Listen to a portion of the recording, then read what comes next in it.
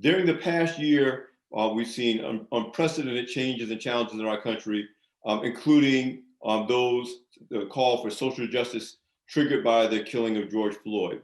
And in the aftermath of that, corporate America has stepped up to make pledges, to make commitments, to try to really use their resources, including billions of dollars, to challenge and change systemic racism and systemic injustice. Now we're going on a year later, and now the rubber is starting to hit the road. So the question is being asked by Black Enterprise and others is, what is that going to translate to? We see these pledges. What is that going to translate to on the ground in 2021 and beyond as corporations try to make a real difference? And we have the perfect guest today to have this conversation. Lu Yarbrough III, Associate VP, Enterprise and Diverse and Cause Marketing for Nationwide. Lu is not new to the game, he's true to the game because he's been doing this work for decades for various organizations. So Lu, let's kick it off right at the top. Nationwide is not new to this idea of leveraging their resources, their information, their intentions on making a difference in the communities that the company serves. Yes, there's a business objective, but it's also a broader objective. And let me just say right up front, we know Nationwide walks the walk because Nationwide, for example, has been for it seems like almost a decade the title sponsor of the Black Enterprise Entrepreneurs Conference. Not just writing a check, but literally being integrated with this idea of growing successful Black entrepreneurs and Black businesses.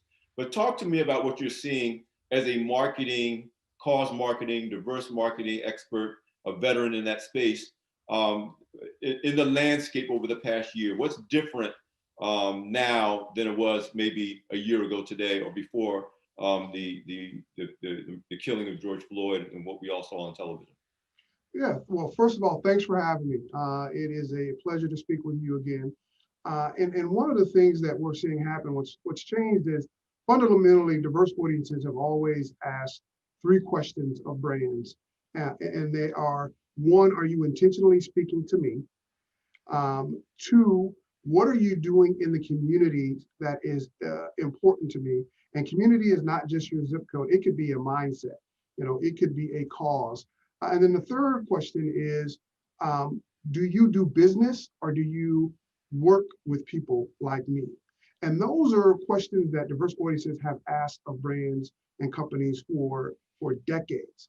And part of that question, those questions also bubble up to the fact of how you answer those questions also talks about your values and what you stand for. Is how you answer those questions.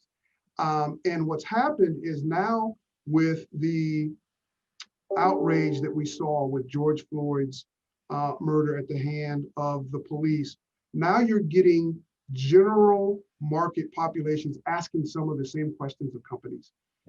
What do you stand for? And when you see systemic racism, are you going to be a catalyst for change?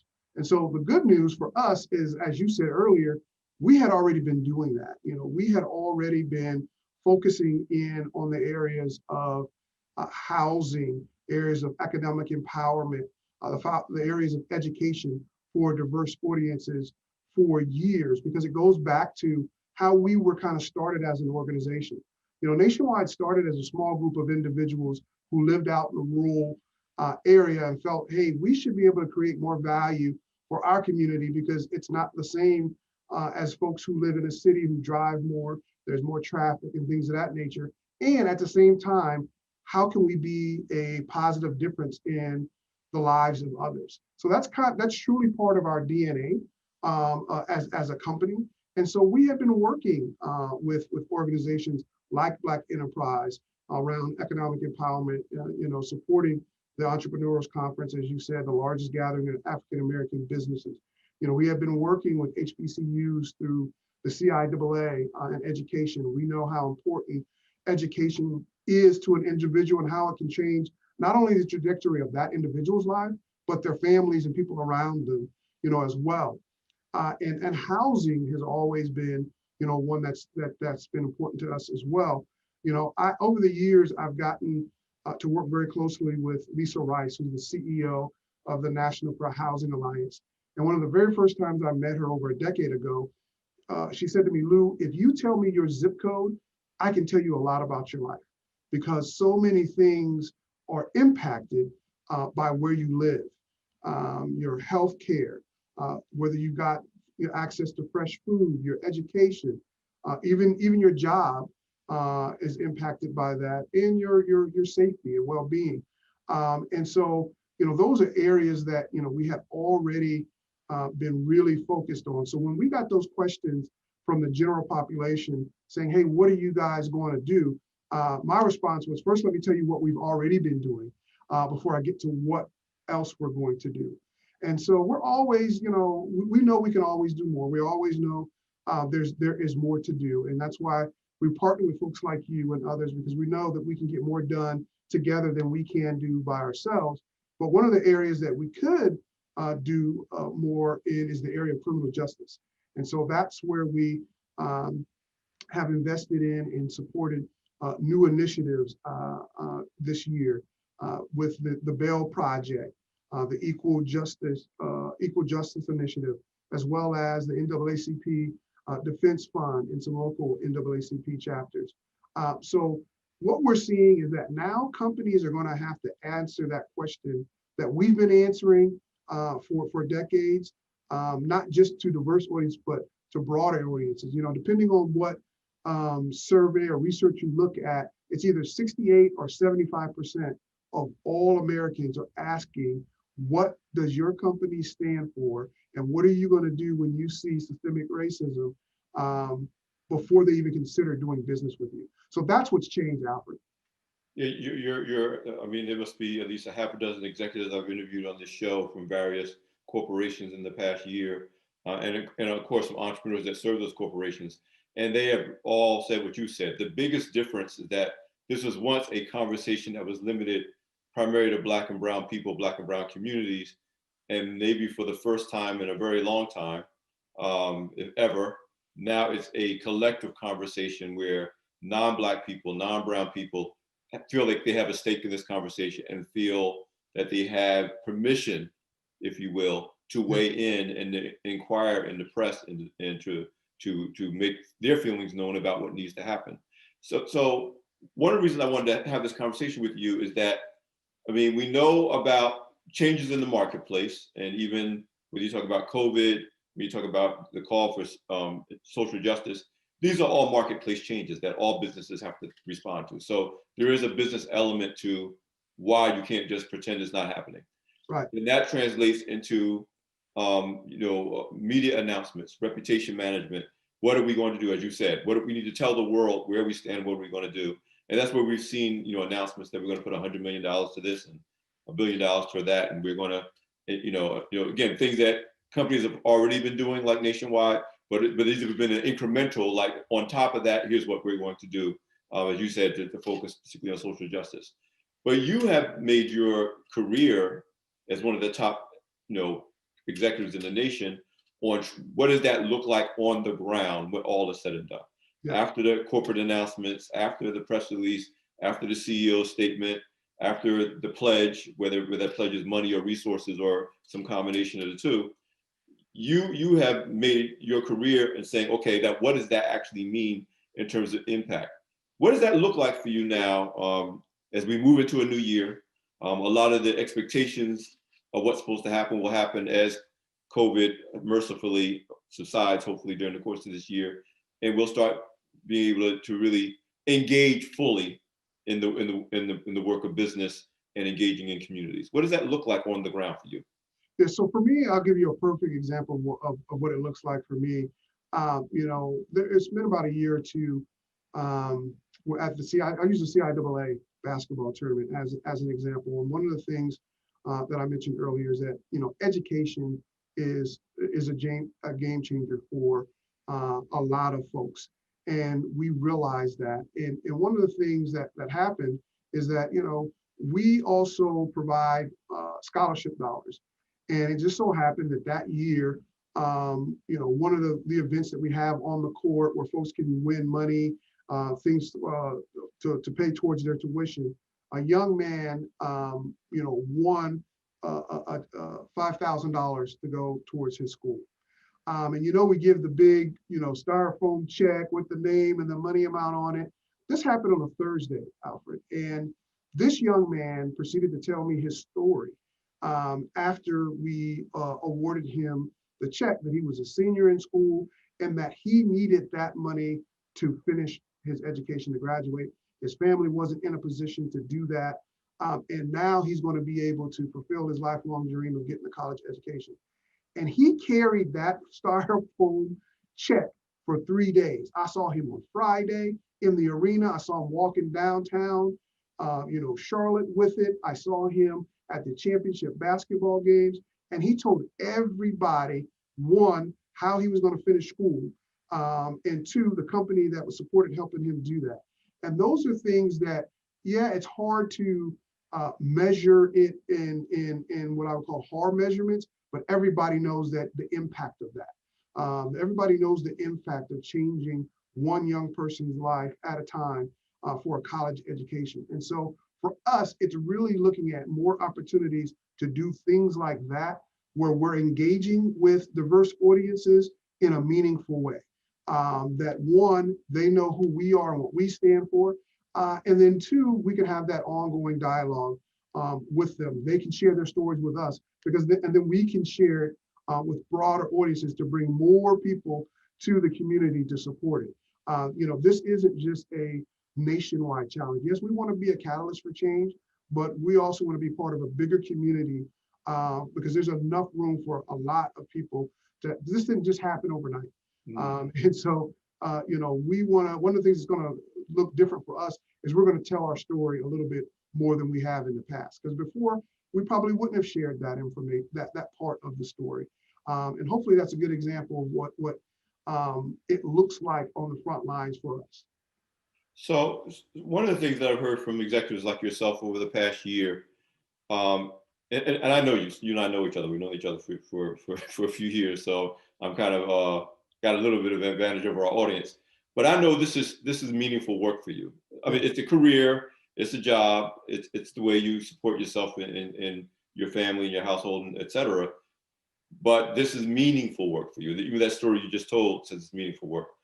Talk to me about what's, and I don't want to, feed it to you, but I've heard from a number of executives that as meaningful as the work was before 2020, the work is even more meaningful now because all of the disparities have been exposed, and the need or the desire for you as an individual and for you as a representation of your organization to actually make a positive difference. So you've always felt that way, but talk to me about your personal feelings, from what you saw on television and what you saw during the past year, and how that may have impacted the way you even approach your work, and change your feelings about being an executive at a large corporation like Nationwide. For me, my personal feelings is I've always believed that for systemic change to happen, there has to be multiple players playing multiple roles. There's got to be people who, in the case of social injustice, there's got to be people who are peacefully protesting, and there's also got to be people that are positioned to influence and change policy. You need both.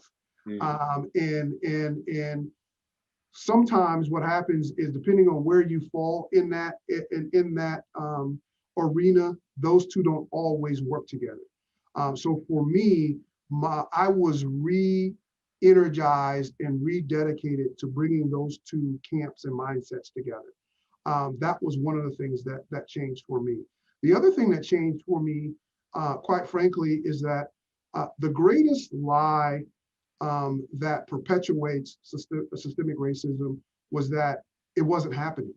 America was beyond being racist. We had a Black president.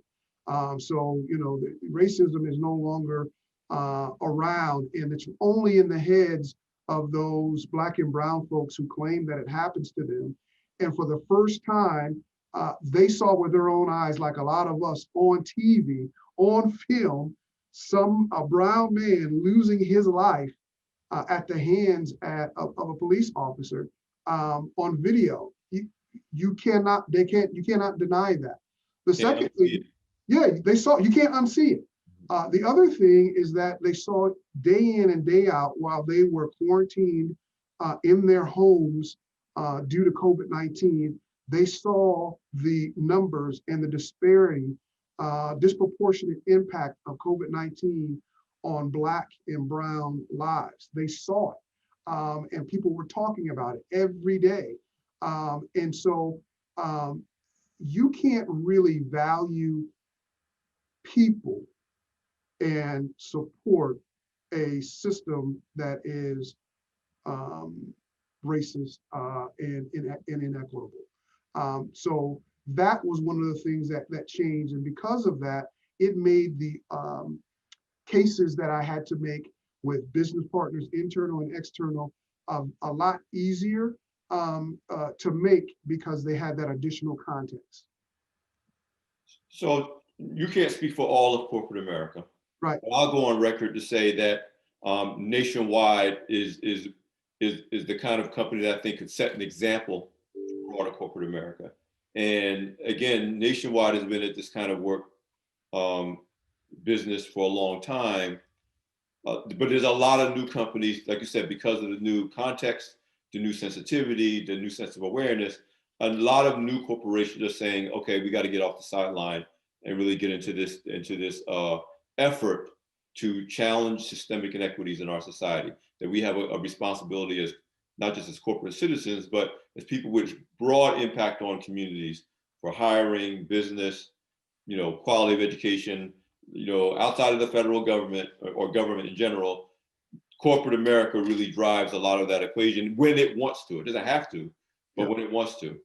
What would you like to see from corporate America writ large to feel that this is not just kind of a moment in time, this wasn't kind of a 2020 trend that fades away, but that seems like there's been a real sea change. And I've been talking to a number of executives that says, we won't really know until we see what happens over the next 5 years. Like there's like a 4 to 5 year window where we're going to find out whether this was just a hot trend for 2020, or this really is about systemic change when the headlines fade away and the press releases go away. But what corporations do after that is really going to tell the tale. What would you like to see as an executive, as a Black executive, as a corporate leader, to see from corporate America writ large over the next several years to feel like this wasn't just a bunch of nice pledges that played well in the media, this really made some changes in the communities and the people, the families that we know, communities we come from, the communities that Nationwide works with and does business with?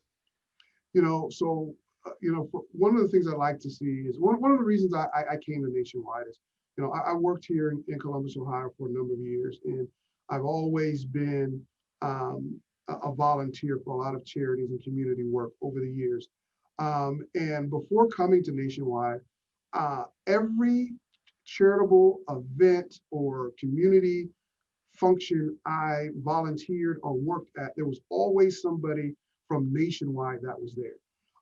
Always, and so that told me that was part of that company's DNA, to give back.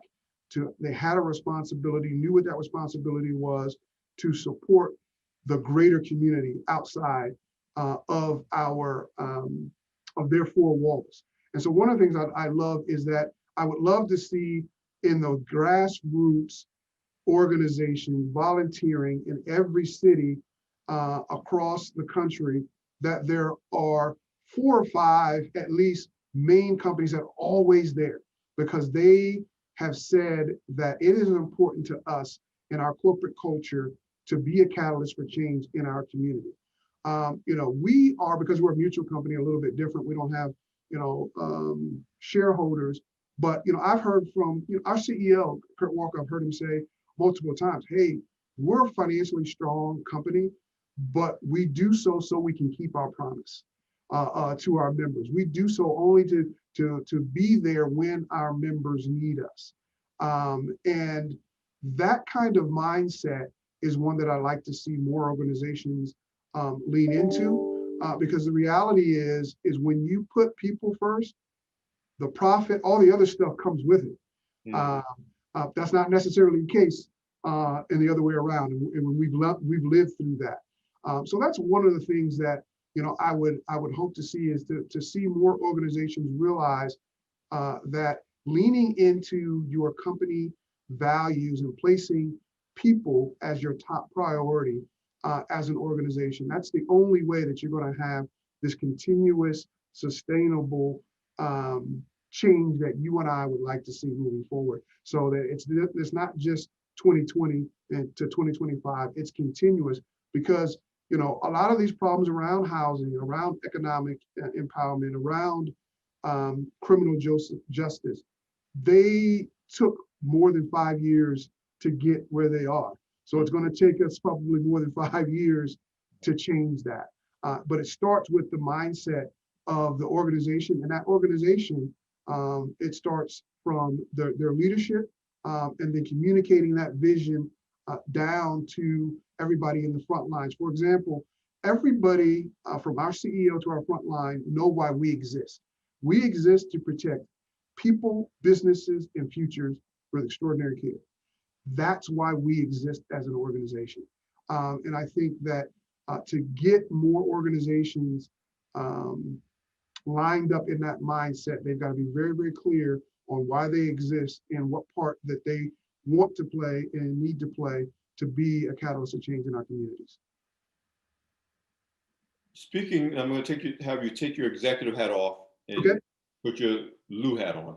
Okay. When all is said and done, you were a Black boy, now a Black teen, a Black man in America. You and I both can say that we've achieved far more than maybe previous generations might have imagined for us. Yeah. So we're by no means among the disadvantaged, if you will, of society, though we may come from backgrounds or families, communities that still fit that category. Tell me how that drives your motivation, how that drives how you show up at work, how you show up at home, how you show up in communities when you're not, Associate Vice President Yarbrough, you're Lu.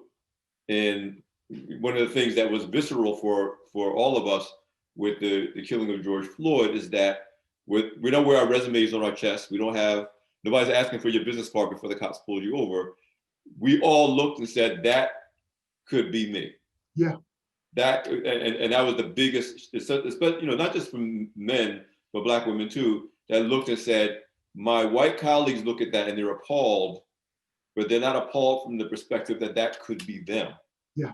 Tell me how that has shaped, not only during this past year, but as we go into this new year and we again begin to continue this important work, maybe with a new level of consciousness, who you are as a marketing professional, as a cause marketing, diverse marketing professional, who's, when all is said and done, you're expected to deliver results. Yes. For nationwide, and you have your own internal goals and objectives you want to meet. But talk about how that may have changed and shifted you emotionally, mentally, professionally, just as being Lu Yarbrough, who wants to have a meaningful life and live in a fair world.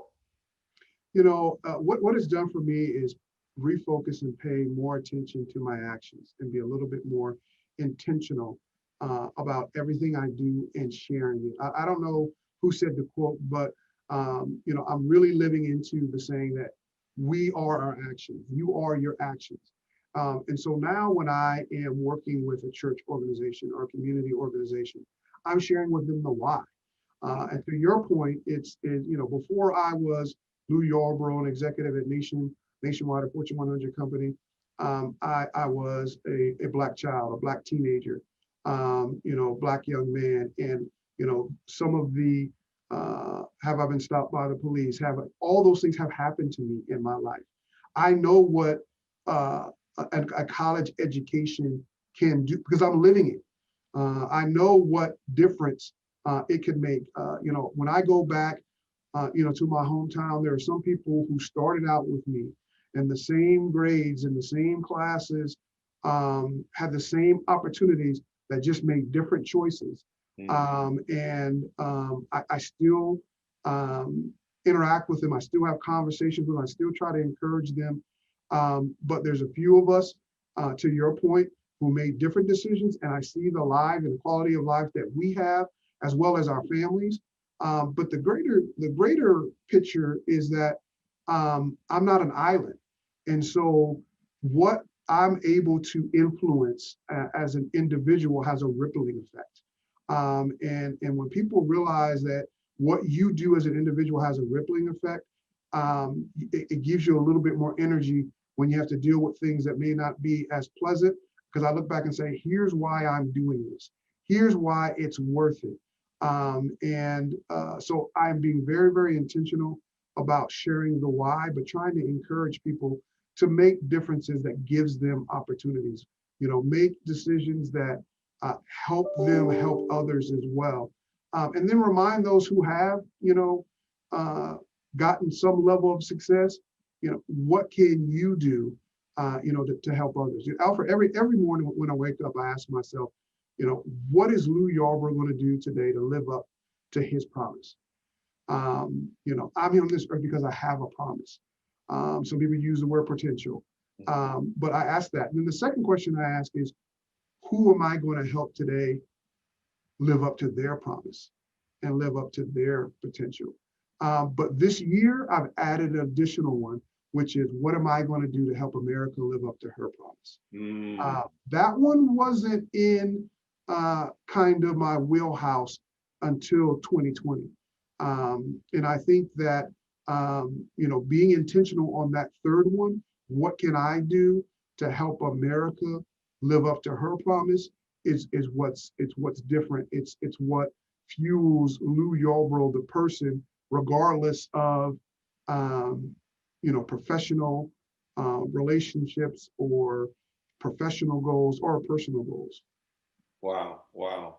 I just thought about that. I think that's true for a lot of Americans this year, regardless of their background. I think that we just talked about the record voter turnout, for example, in the election this year, regardless of which side people voted for. I think it really did say we were tested in 2020 about what does it really mean to be an American, and how much of it are we taking for granted. That we had to really, again, either invest in this idea of America or not. And I think a lot of Americans, again, regardless of their politics, decided to be invested in a way that I think wasn't the same as it was, before 2020. Yeah, one of the things, Alfred, if I can elaborate a little bit further, one of the things, we're always proud of accomplishments of our children, and what they do. And my oldest daughter, and all of my daughters, I'm extremely proud of. But this year, my oldest daughter, who's in college and old enough to vote, it made me extremely proud. And it had nothing to do with her grades, but it had everything to do with voting. Ever since she was a little girl, we take all of our daughters with us when we go vote, whether it's midterm, whatever it is, we take them. So they saw mom and dad. We give them the history of, what people had to sacrifice to give us the right to be able to do that. And it's, even if it's inconvenient, what we will do to make sure that we do it. Well, my daughter is in school, which is 2.5 hours away from home, her polling place.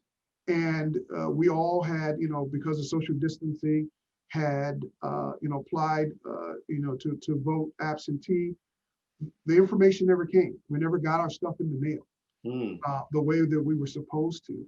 And without us even having a conversation about it, she got up and drove home 2.5 hours just so that she could vote in her polling place, and drove back the same day.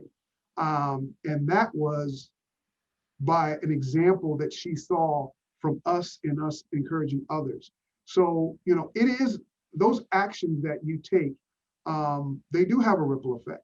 There's no way that she would have felt the need and importance to do that if she hadn't experienced how that's a priority and important to us, our family, and our larger community. So I share that because those are things that we can do that on the surface doesn't look like it's that important. Just taking your kids to with you when you're voting, but it says a lot to them around your priorities, and you never know how it's going to manifest itself in the younger generation. I echo that, because I see that in my own children, who are all young adults.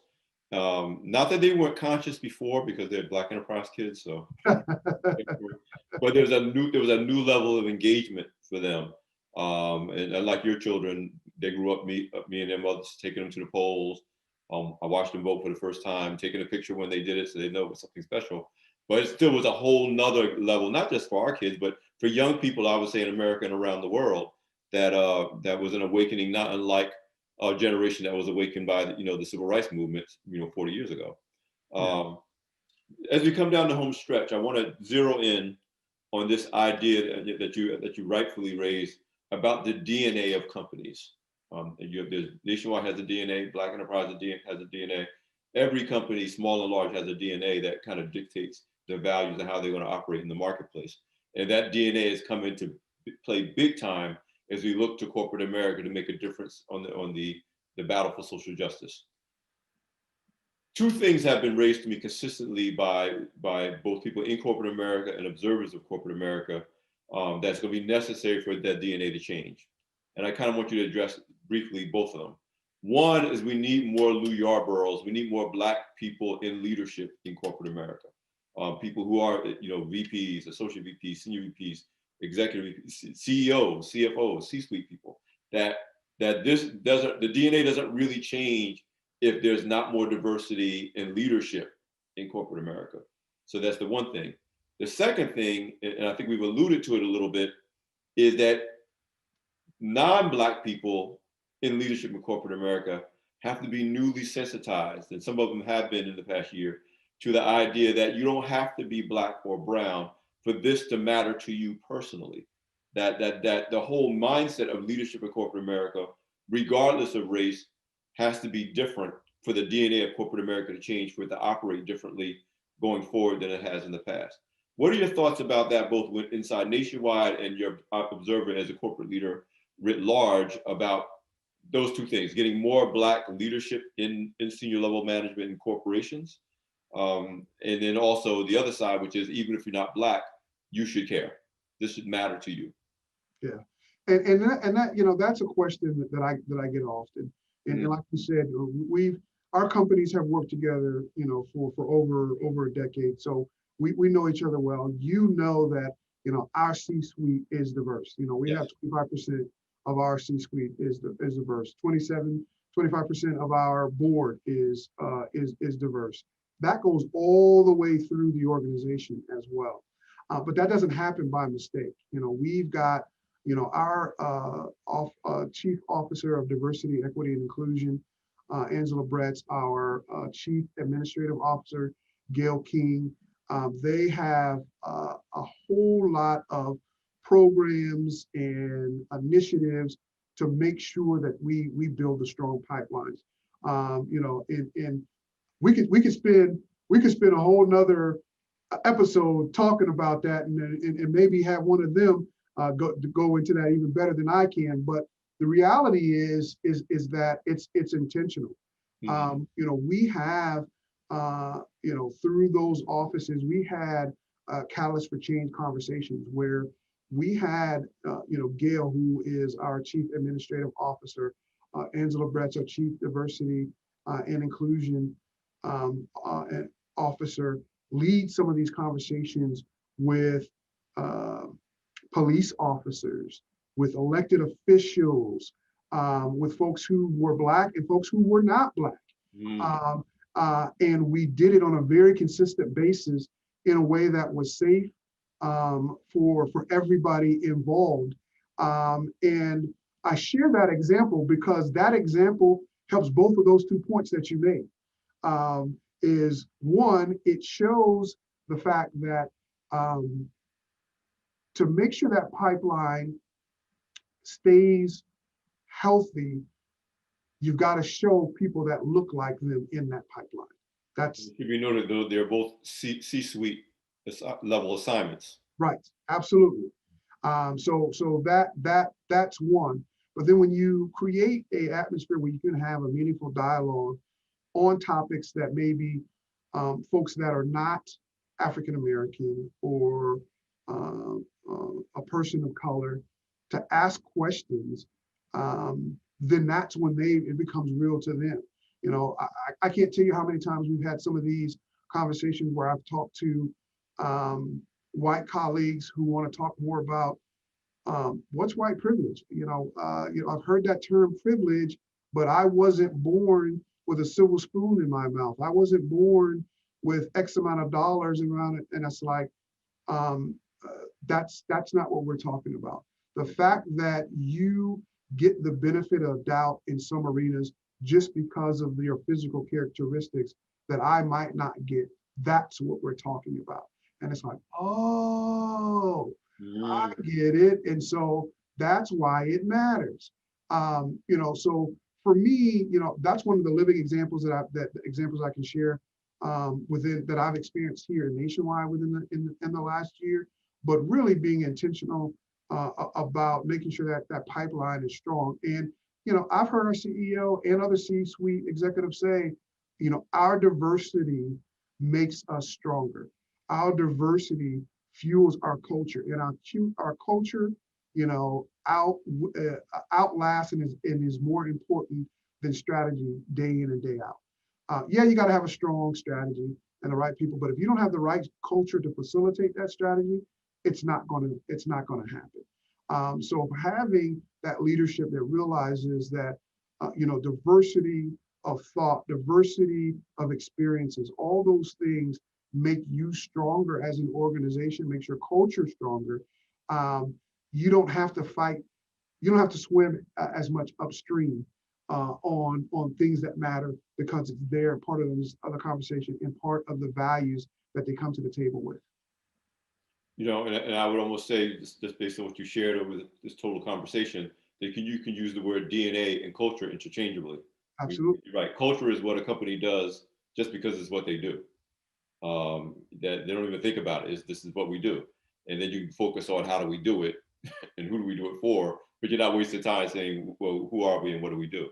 Yeah. And let's face it, I mean, even outside of the context of social justice, the most successful companies in every industry are clear on their DNA and their culture. Yeah.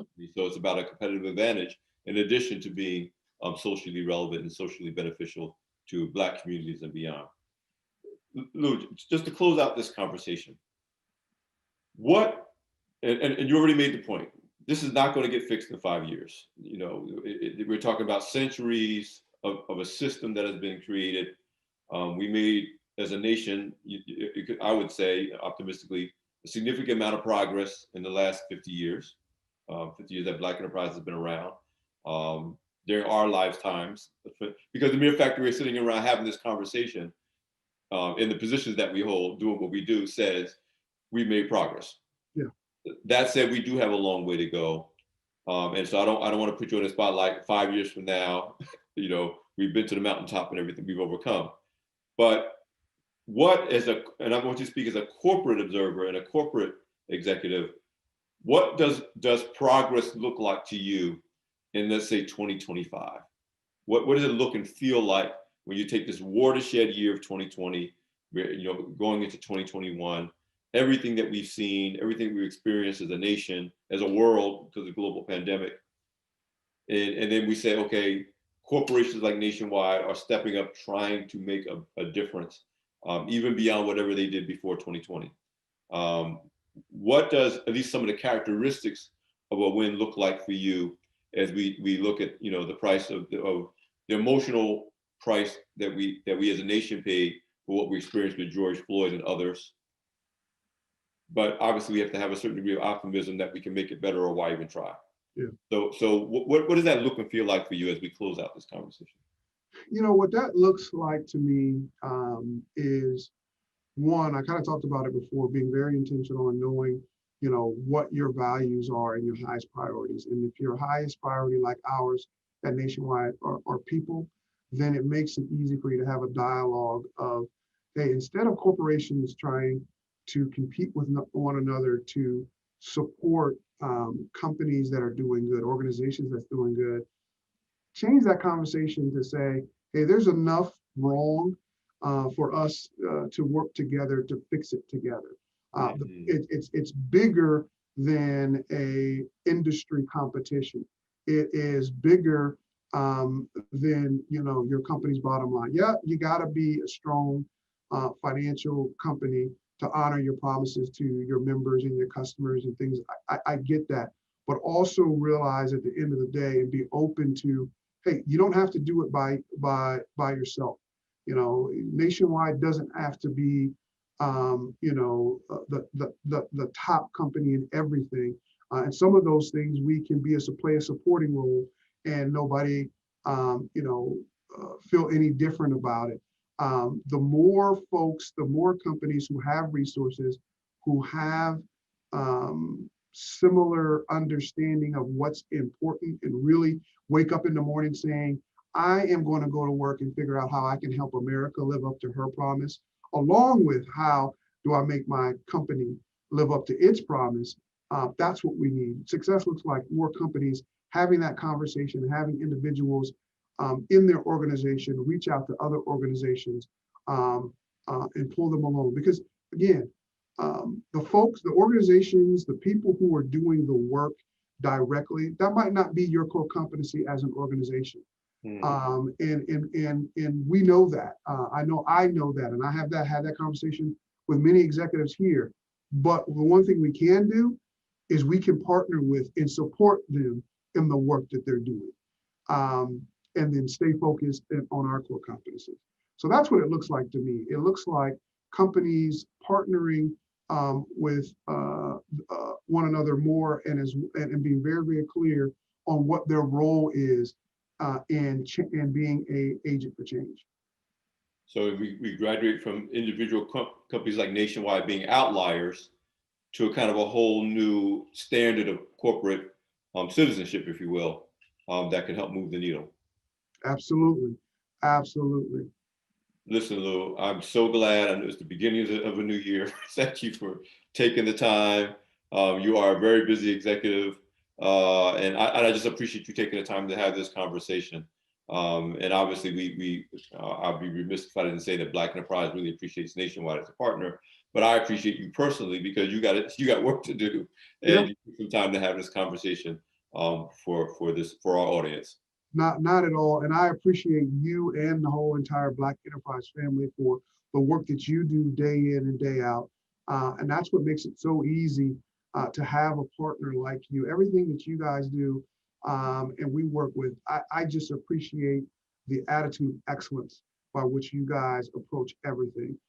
So thank you for allowing us to be a little part of what you guys do on a daily basis, day in and day out, to reach our communities. So thank you. It's my pleasure, man. We're going to do some more work together. You know how it is. Oh yeah, I look forward to it. Yeah, no doubt.